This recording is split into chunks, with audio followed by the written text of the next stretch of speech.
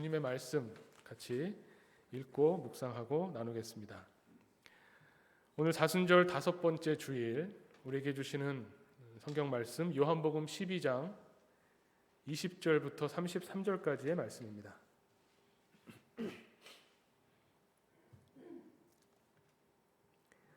제가 봉독하겠습니다. 명절에 예배하러 올라온 사람 중에 헬라인 몇이 있는데 그들이 갈릴리 벳세다 사람 빌립에게 가서 청하여 이르되 선생이여 우리가 예수를 배웁고자 하나이다 하니 빌립이 안드레에게 가서 말하고 안드레와 빌립이 예수께 가서 여쭈니 예수께서 대답하여 이르시되 인자가 영광을 얻을 때가 왔도다. 내가 진실로 진실로 너희에게 이르노니 한 알의 밀이 땅에 떨어져 죽지 아니하면 한 알 그대로 있고 죽으면 많은 열매를 맺느니라. 자기의 생명을 사랑하는 자는 잃어버릴 것이요 이 세상에서 자기의 생명을 미워하는 자는 영생하도록 보존하리라. 사람이 나를 섬기려면 나를 따르라. 나 있는 곳에 나를 섬기는 자도 거기 있으리니 사람이 나를 섬기면 내 아버지께서 그를 귀히 여기시리라. 지금 내 마음이 괴로우니 무슨 말을 하리요. 아버지여 나를 구원하여 이때를 면하게 하여 주옵소서. 그러나 내가 이를 위하여 이때에 왔나이다. 아버지여 아버지의 이름을 영광스럽게 하옵소서 하시니 이에 하늘에서 소리가 나서 이르되 내가 이미 영광스럽게 하였고 또다시 영광스럽게 하리라 하시니 곁에 서서 들은 무리는 천둥이 울었다고도 하며 또 어떤 이들은 천사가 그에게 말하였다고도 하니 예수께서 대답하여 이르시되 이 소리가 난 것은 나를 위한 것이 아니요 너희를 위한 것이니라. 이제 이 세상에 대한 심판이 이르렀으니 이 세상의 임금이 쫓겨나리라. 내가 땅에서 들리면 모든 사람을 내게로 이끌겠노라 하시니 이렇게 말씀하심은 자기가 어떠한 죽음으로 죽을 것을 보이심이로라. 아멘. 네, 오늘 말씀은 요한복음 12장인데 그것도 20절부터 33절까지의 본문으로 묶여 있습니다. 근데 이 내용을 보면 이렇게 좀 뚝뚝 끊어지는 느낌이죠. 이 스토리가 연결된다기보다는 20절부터 33절까지의 내용이 중간중간에 막 이렇게 건너뛰어 있는 것 같은 느낌이 듭니다. 본문을 이해하는 것만으로도 오늘 말씀은 그렇게 만만하진 않지만 한번 차근차근히 예수님이 왜 이렇게 말씀하시고 이런 일이 있었던 것을 요한복음이 이런 순서대로 어떤 분명히 맥락이 있고 흐름이 있을 텐데 어떻게 이렇게 기록되었는가 한번 보려고 합니다. 오늘 본문의 첫 시작은 명절에 예배하러 올라온 헬라인이 예수님을 만나고 싶다고 요청하면서 시작이 됩니다. 이 명절은 그 유월절 명절이죠. 예수님께서 바로 오늘 본문 읽은 말씀 바로 앞부분에 예루살렘 입성 이야기가 나옵니다. 그리고 이제 이 유월절에 예수님이 십자가에 달려서 죽으시게 되죠. 바로 그 직전의 사건인데 이때의 그 헬라인들, 여기서 말하는 헬라인은 꼭 그리스 사람만은 아닐 겁니다. 유대인들이 봤을 때 당시에는 유대인과 유대인 아닌 사람들, 유대인 아닌 사람들 중에 대부분이 헬라인이죠. 헬라 문화권 안에 있는 사람들. 근데 이 헬라인 중에는 경건하게 그 구약의 하나님을 믿는 그런 사람들이 있었습니다. 그래서 유대인들과 같이 이 예루살렘 성전에 와서 하나님을 예배하려고 온 헬라인들이 있었다는 겁니다. 근데 그 헬라인들이 예수님에 대한 이야기를 듣고 예수님을 만나고 싶어서 예수님께로 찾아옵니다. 직접적으로 예수님을 만날 수 없으니 먼저 제자들 중에 한 사람을 찾는데 그 제자들 중에 한 사람이 그 누구냐면 아무래도 헬라 사람들이다 보니까 헬라어를 사용했겠죠. 그러다 보니까 헬라식 이름을 가진 예수님의 제자를 찾은 겁니다. 예수님의 제자들 중에 헬라식 이름을 가진 사람이 딱 2명 있습니다. 누구냐면 빌립과 안드레죠. 예를 들면은 뭐 야고보, 요한, 뭐 유다 이런 사람들은 히브리식 이름인 거고 빌립, 안드레는 헬라식 이름입니다. 그러니까 헬라 사람들이 아무래도 가깝게 느껴서 이 빌립을 찾아가게 되는 거죠. 그래서 이 빌립이 이 사람들이 예수님을 만나보고 싶다는 그 이야기를 듣고 어떻게 할까 고민하다가 안드레를 찾아갑니다. 안드레와 같이 예수님께 가서 헬라 사람들이 예수님을 뵙기를 원합니다라고 요청을 한 거죠. 근데 예수님이 헬라 사람들을 그럼 만나겠다, 만나지 않겠다 말씀하지 않으시고 오늘 본문에 나오는 23절로 말씀하십니다. 이르시되 인자가 영광을 얻을 때가 왔도다. 완전 동문서답 같잖아요. 예수님, 헬라인들이 예수님 만나고 싶어서 찾아왔습니다. 그래, 내가 영광을 얻을 때가 왔도다. 그래서 그 뒤에 헬라인을 만났는지 안 만났는지 알 수가 없습니다. 그러니까 성경의 관심이 헬라인이 와서 예수님과 만나게 된 것에는 아무 관심이 없고 헬라인이 찾아왔다고 하는 이 의미에 대해서 우리에게 말해주는 겁니다. 헬라인이 예수님을 찾아온 이것 자체가 예수님으로 하여금 이제 내가 때가 이르렀구나, 하나님의 그 인자가 영광을 얻을 때가 이르렀구나 하는 하나의 예수님께서 사인처럼 받아들이셨다는 거죠. 그럼 헬라인이 왔다는 게 무슨 의미인가? 그걸 보려면 이 맥락을 봐야 됩니다. 바로 앞에 보면 이 헬라인 당시에는 제가 아까 말씀드린 것처럼 유대인들은 유대인과 헬라인으로 보통 생각했습니다. 바울 서신에도 보면 유대인에게요 헬라인에게로다라고 하면 이 유대인과 헬라인으로서 온 세상 사람들이 표현되죠. 마찬가지로 예수님이 메시아신가, 예수님이 어떤 분인가라는 거 하는 이 소문, 소식, 이 복음, 이것이 전파되는데 첫 번째는 유대인들이 예수님을 믿게 된 사건이 일어납니다. 요한복음 11장, 바로 앞에 나오는 11장에 무슨 일이 있냐면 예수님께서 죽은 나사로를 살리시죠. 예수님이 나사로를 살리신 사건 때문에 그 죽었던 나사로가 살아난 것을 보고 많은 유대인이 예수님을 믿게 되었다고 기록합니다. 근데 그 일 때문에 많은 유대인들이 예수님을 믿게 되니까 난리 난 사람들이 있습니다. 누구냐면 바리새인들, 제사장들이 난리가 났습니다. 유대인들이 예수님을 믿게 되니까 그래서 공회를 열어서 회의를 합니다. 이 예수님을 어떻게 해야 되겠느냐, 우리 이대로 그냥 놔둬야 되겠느냐 하면서 회의를 하는 이야기가 나옵니다. 11장에 그때 막 이런저런 이야기가 오고 가다가 당시의 대제사장인 가야바가 이렇게 이야기합니다. 요한복음 11장 50절에 이렇게 나오죠. 한 사람이 백성을 위하여 죽어서 온 민족이 망하지 않게 되는 것이 너희에게 유익한 줄 생각하지 아니하는도다. 그러니까 예수가 진짜 메시아냐 아니냐, 무슨 이게 기적이냐, 나사로가 정말 살아났냐, 이런 거 지금 얘기할 때가 아니라 이 한 사람 때문에 지금 우리 온 민족이 위기에 처했다는 것을 생각해야 된다라고 이 대제사장 가야바가 얘기했다는 겁니다. 근데 정말 의미심장합니다. 요한복음이 이렇게 기록한 것은 이 이야기가 그대로 오늘 우리가 읽은 말씀 12장 24절에 나오죠. 예수님께서 한 알의 밀이 땅에 떨어져서 죽지 않으면 그대로 있고 죽으면 많은 열매를 맺는다. 한 알의 밀이 떨어져서 죽으면 많은 열매를 맺죠.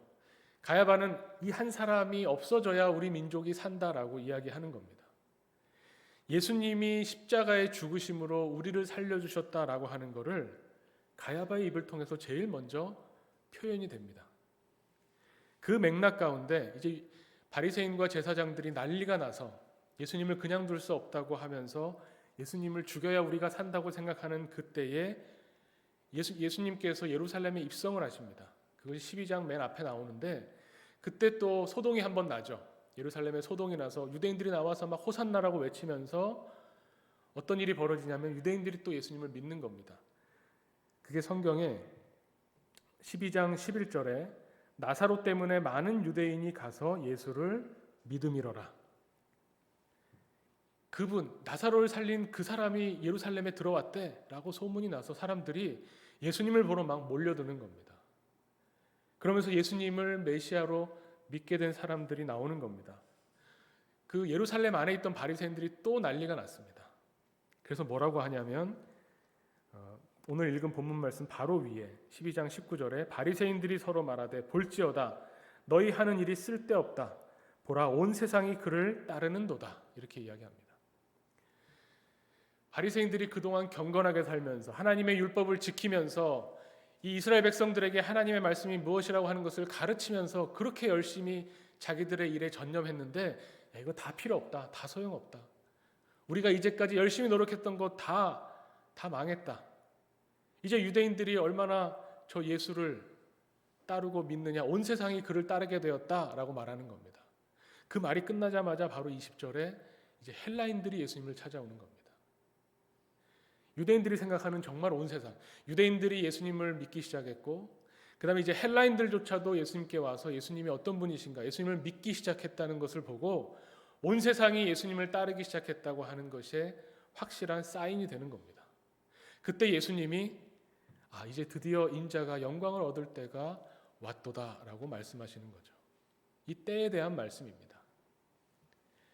예수님께서 이제서야 드디어 내 때가 왔다. 여기서 말하는 영광이라는 것은 하나님의 영광을 드러내는 거죠. 하나님이 어떤 분이신가를 세상에 드러낼 때가 왔다라고 말씀하시는 겁니다.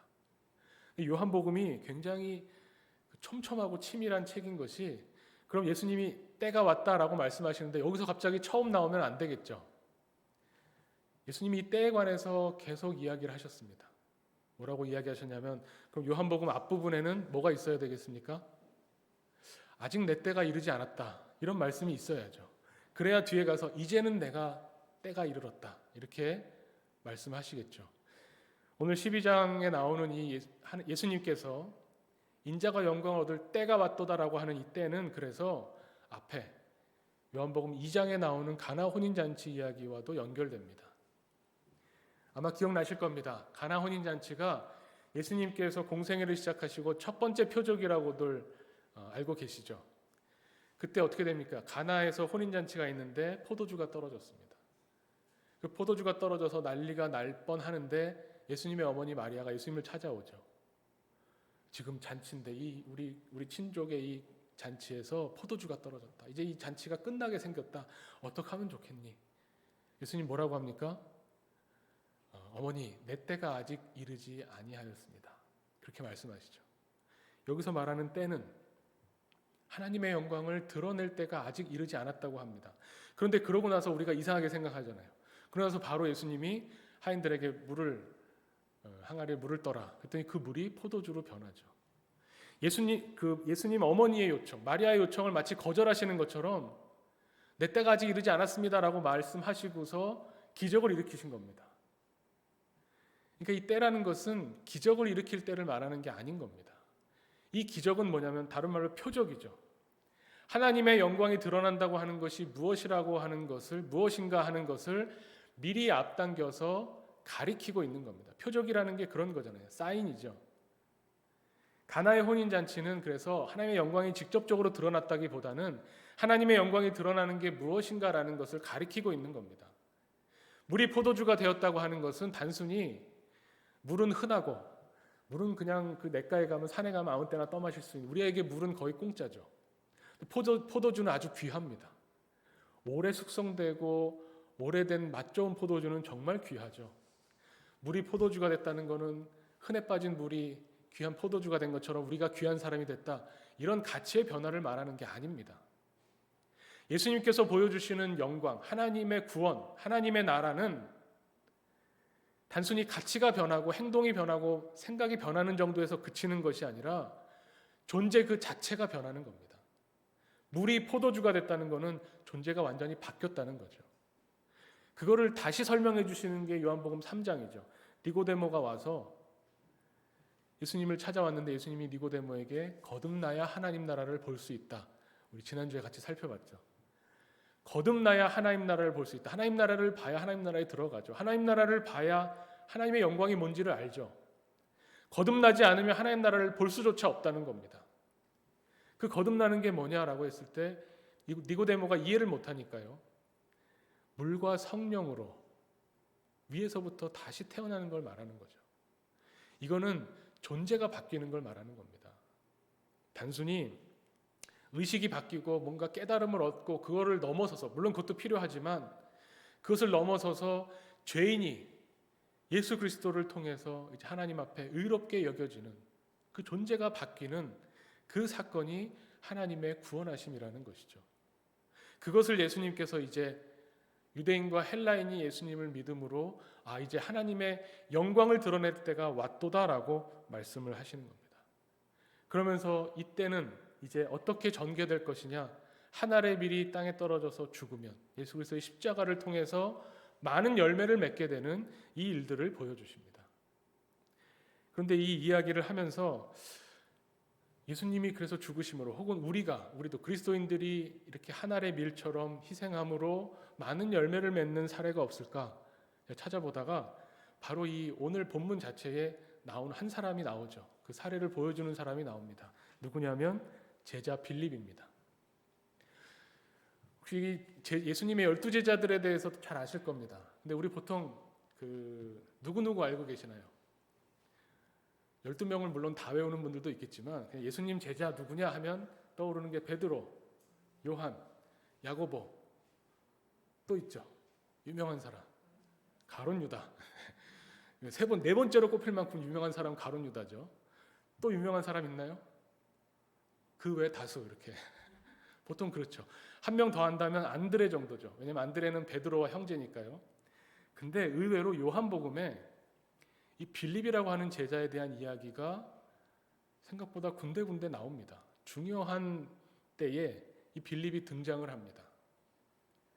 생각보다 요한복음에서는 빌립이 굉장히 비중 있게 다루어집니다. 우리가 별로 이렇게 베드로 말고는 잘 생각을 안 해서 그런데 이 빌립이라는 제자를 찾아가 보면 우리 예수님께도 굉장히 인정받았던 것 같아요. 요한복음 1장에 보면 예수님이 처음에 제자를 부르시는 이야기가 요한복음 안에서 예수님이 제자를 부르시는 이야기가 나옵니다. 예수님의 공생의 시작이 세례 요한과 다 있죠. 세례 요한이 제자들이 많은데 그 중에 두 제자랑 같이 있을 때에 세례 요한이 예수님을 보고 뭐라고 하냐면 보라 세상 죄를 짊어지고 가는 하나님의 어린 양이로다 이렇게 예수님을 소개합니다. 그랬더니 세례 요한을 따르던 제자 2명이 그날부터 예수님을 따라다니기 시작해요. 근데 이 세례 요한의 제자였던 두 사람의 이름이 누구일까요? 이거 성경 퀴즈로 내도 좋죠. 한 명은 명확하게 나와 있습니다. 누구냐면 안드레죠. 세례 요한의 제자였다가 예수님을 따라가게 된 예수님에게 이 2명이 찾아가서 예수님 어디 계십니까? 예수님을 따르겠습니다라고 하면서 예수님을 쫓아오니까 예수님께서 이 2명에게 와서 보라 이렇게 말씀하시죠. 와서 보라. 그래서 그때부터 예수님을 따라다니면서 안드레는 자기 형제에게 가서 베드로에게 가서 내가 메시아를 만났다. 우리 같이 가자 하고 데려옵니다. 그리고 난 이후에 이야기가 이제 전개되는데 또 한 명의 제자는 끝내 이름이 안 나오죠. 그래서 보통 학자들이 이 또 한 명의 제자가 누굴까 이거를 이야기하는데 가장 유력한 사람이 한 명 있습니다.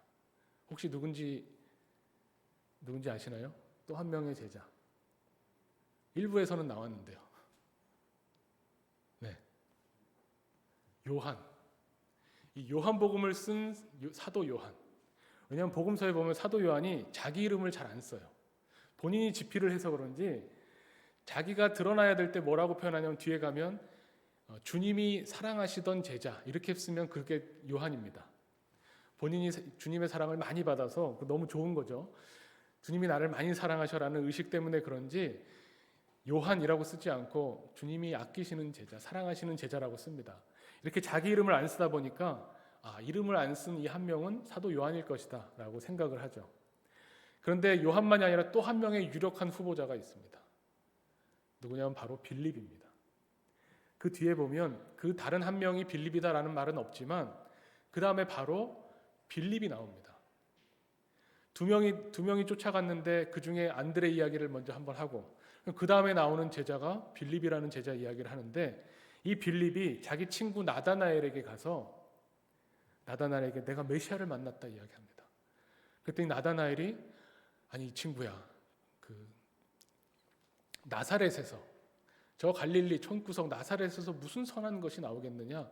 그때 빌립이 뭐라고 하냐면 와서 보라 이렇게 이야기합니다. 그러니까 순서상 봐도 빌립일 가능성이 있고요. 빌립이 나다나엘에게 가서 전도하는 그 내용이 뭐냐면 예수님이 알려준 그대로입니다.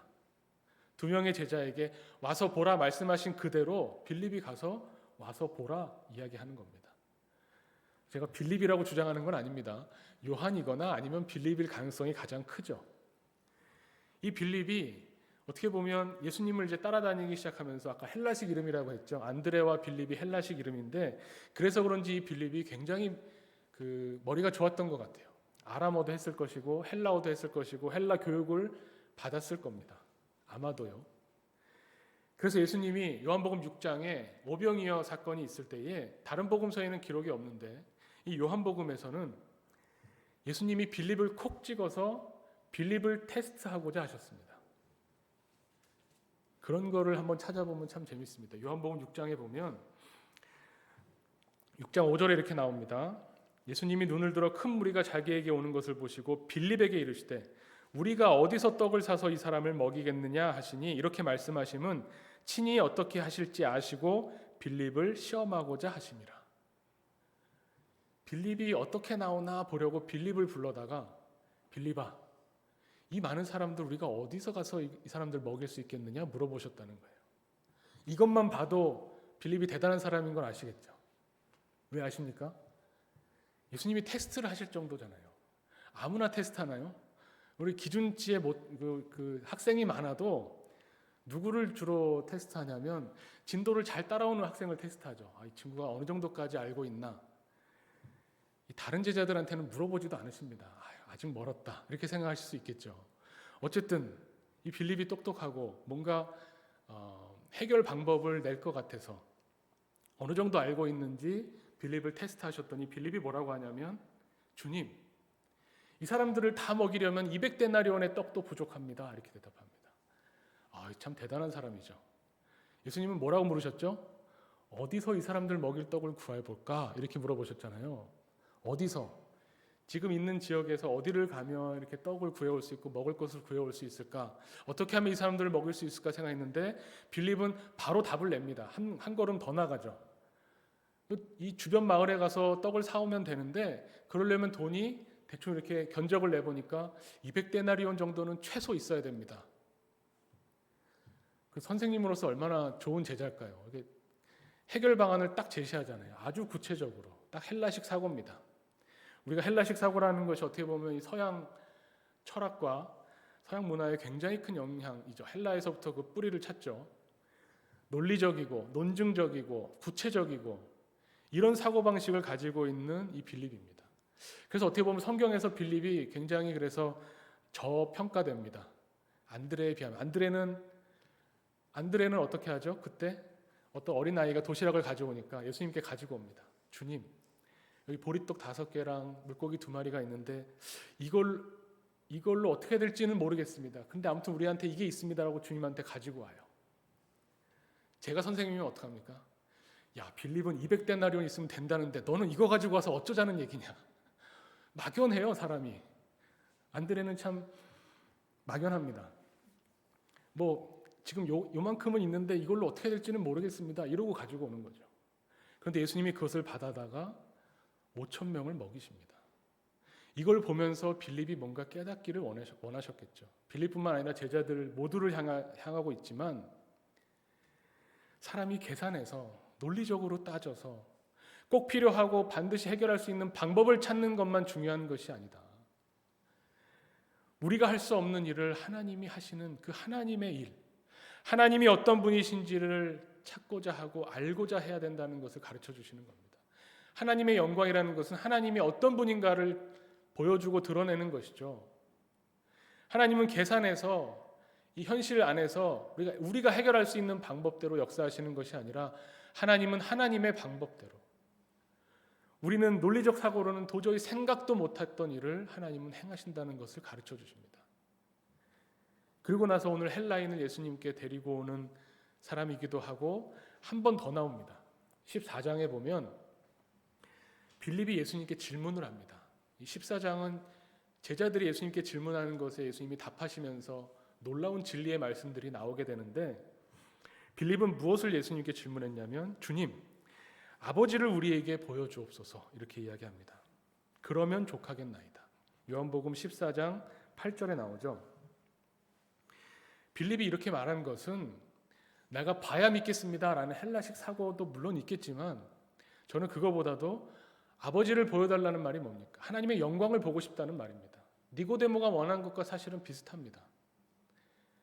거듭나야 하나님 나라를 볼 수 있느니라 예수님 말씀하셨는데 그렇게 따지면 거듭나고 싶다는 거죠. 하나님 아버지를 보고 싶습니다. 아버지가 어떤 분인지 알고 싶습니다. 아버지의 영광을 내가 보기를 원합니다. 라고 했을 때 예수님이 뭐라고 하시냐면 정말 이 말씀은 요한복음 14장 9절에 나오는데요. 예수께서 이르시되 빌립아, 내가 이렇게 오래 너희와 함께 있으되 내가 나를 알지 못하느냐? 나를 본 자는 아버지를 보았거늘 어찌하여 아버지를 보이라 하느냐? 여기에서 저는 약간 예수님의 감정이 묻어나는 걸 느낍니다. 뭐 어디서 느끼냐면 빌립아, 내가 이렇게 오래 너희와 함께 있었는데 근데 아직 나한테 아버지를 보여달라고 하느냐. 이 예수님의 좀 감정이 드러나는 것 같아요. 근데 이 말씀이 그 중에서도 내가 이렇게 오래라고 하는 이 말씀이 저에게 와서 막 꽂힙니다. 아니 이렇게 오래 신앙생활을 했다고 하면서, 이렇게 오래 신학 공부를 했다고 하면서, 이렇게 오래 그리스도인으로 살았다고 하면서, 그러면서 아직도 하나님을 제대로 알지 못하느냐, 하나님의 영광이 뭔지 제대로 모르느냐. 나를 본 자는 하나님을 본 것과 마찬가지다. 예수님을 통해서 하나님이 어떤 분이신가가 드러나게 된다는 것을 가르쳐 주시는 거죠. 그렇다면 예수님이 우리에게 원하시는, 우리를 통해서 세상에 하나님이 어떤 분인가를 보여줘야 될 텐데, 이렇게 오래 하나님을 믿었으면서도, 이렇게 오래 그리스도인으로 살았으면서도 내가 하나님의 영광을 세상에 보여주고 있는가? 이 부분을 다시 생각해 보게 됩니다. 근데 어쨌든 빌립은 예수님의 십자가 사건 이후에 복음을 전하다가 죽었습니다. 예수님의 십자가를 통해서 맺게 된 많은 열매 중에 하나가 바로 이 제자 빌립이죠. 빌립은 십자가를 통해서 이제 드디어 예수님을 통해서 하나님을 보게 되었을 겁니다. 우리도 마찬가지입니다. 오늘 말씀 뒷부분에 보면 그래서 예수님께서 하나님의 영광을 보는 게 뭐냐라는 것을 다시 말씀해 주십니다.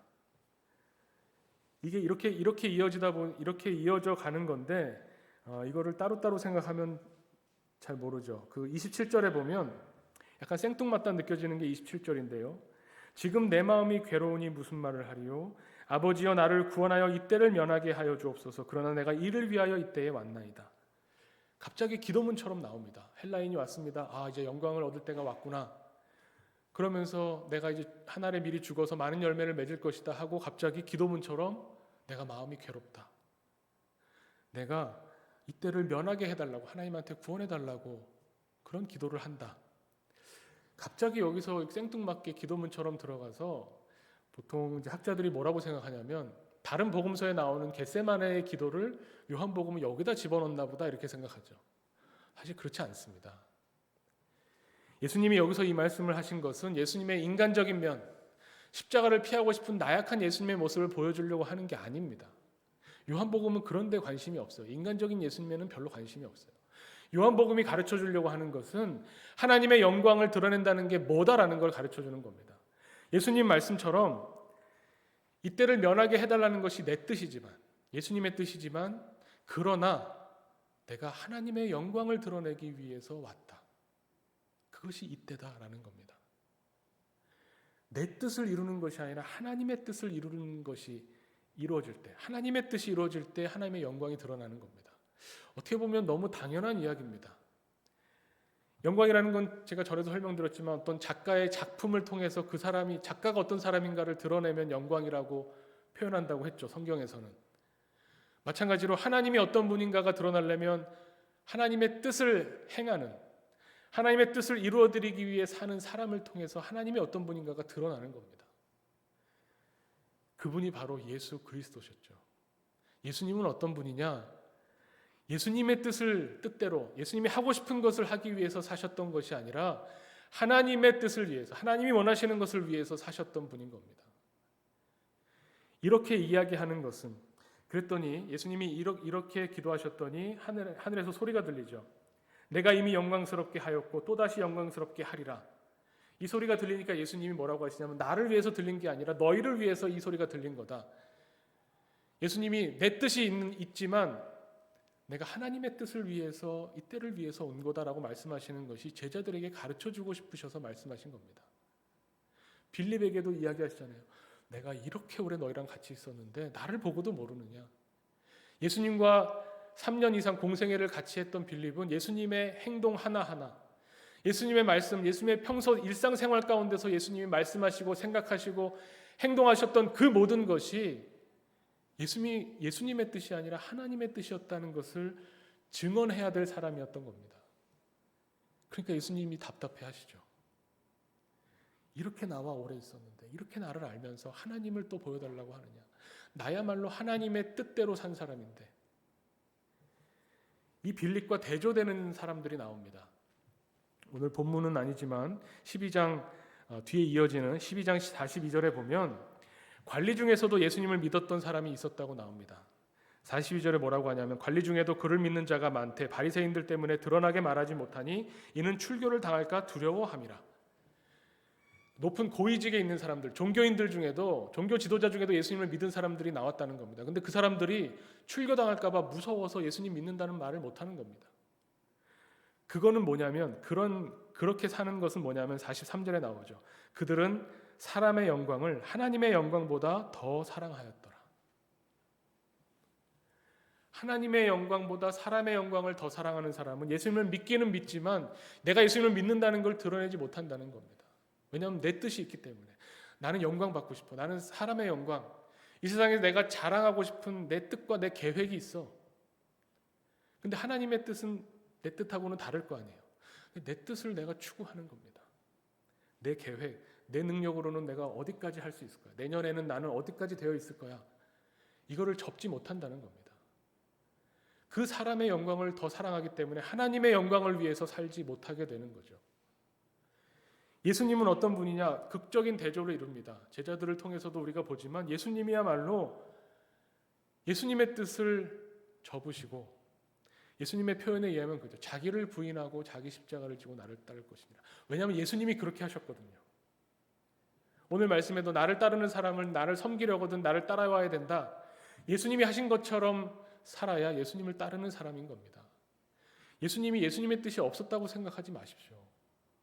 우리는 그렇게 생각하잖아요. 예수님은 하나님이시니까 이 세상에 오셔서 당연히 하나님 일처럼 다 하셨지. 아니라고 예수님 말씀하시잖아요. 내 뜻이 뭔지 아느냐? 나는 뜻이 없는 줄 아느냐? 내 뜻은 뭐냐면 십자가를 피하는 거. 정말 노골적이시잖아요. 근데 저 같아도 그랬겠어요.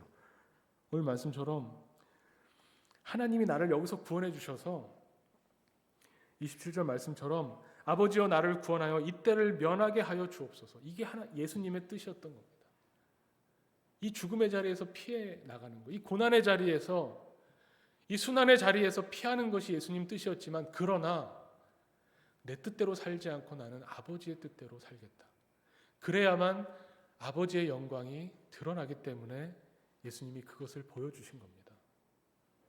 우리에게 요청되는 게 뭐겠습니까? 우리가 이 말씀을 통해서 성경 말씀을 통해서 하나님이 어떤 분이신가를 알았다면 머리로 알고 가치가 변하고 행동이 변해서 그냥 괜찮은 그리스도인으로 살아가는 것으로 만족할 것이 아니라 오늘 예수님이 보여주시는 것처럼 이후에 제자들이 예수님의 십자가를 체험하고 나서 보여줬던 것처럼 이제부터 내가 사는 것은 내 뜻대로 내가 원하는 대로 내 능력대로 사는 것이 아니라 이제부터는 아버지의 뜻대로 하나님의 나라와 하나님의 의를 먼저 구하면서 살기를 원한다. 사람의 영광을 구하지 말라는 말이 아닙니다. 먼저 하나님의 나라와 하나님의 의를 구하라는 말씀입니다. 하나님의 영광과 사람의 영광이 있다면 하나님의 영광을 더 사랑하라는 겁니다. 사람의 영광을 포기하고 내가 영광 받아야겠다는 것을 부인하고 내 뜻이 아니라 하나님의 뜻을 먼저 찾고 구하는 사람이 예수님 말씀처럼 하나님의 영광을 얻을 때를 사는 사람이 될 것입니다. 오늘 성경 말씀이 우리에게 그것을 가르쳐 줍니다. 하나님의 영광을 드러내며 사는 방법, 하나님의 영광을 세상에 드러내면서 하나님이 어떠한 분이신가 우리를 향해서 뜻하신 바를 우리가 찾고 구할 때에 나를 위해 사는 것이 아니라 주님을 위해 살아가는 주님의 제자들이 될 것을 믿습니다. 저는 우리 하나교회 공동체가 지금 어렵고 힘든 때지만 오히려 이때가 어떻게 보면 하나님의 영광을 드러낼 때가 아닌가 생각해 봅니다. 세상이 다 어렵고 세상이 다 힘들다고 할 때에 이때에 우리가 어떻게든 이 상황을 벗어나기 위해 계획하는 모든 것들, 능력들이 있습니다. 그런데 오늘 우리가 함께 공동의 기도처럼 우리의 계획과 우리의 뜻보다 주님의 뜻이 먼저 앞서기를 원합니다. 주님의 뜻을 우리가 먼저 이루어드리려고 애쓰는 교회 공동체가 되기를 원합니다.